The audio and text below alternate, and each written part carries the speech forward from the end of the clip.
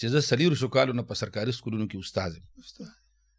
موږ له دیو مطالعه قرآن لازمي که چې تاسو د قرآن ترجمه او کتابونه م راوړو، خو په کال کې زموږ 100 پیریډه د یو کلاس سره یعنې په هفته کې 3 پیریډه موږ له راکوي، کله امتحانونه یې کله چوټیانې، خو 100 پیریډ لګي.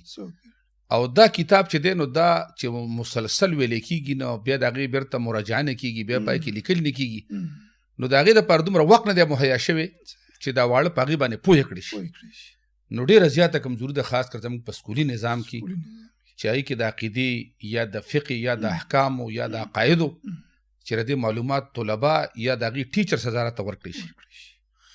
لکه شیخ صاحب چې وضاحت وکړو محترم ملګرو چې دواړو طرف ته کمزورتیا شته، یو طرف ته که مدارسو ته موږ وګورو په هغوی کې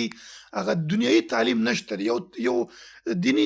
سټوډنټ به هغه به د مدرسې نه فارغ شي خو هغه به دومره نشي کولی چې په یو ځای کې هغه بورډینګ پاس نشي ډکولی. زه هم دا هم یو نقصان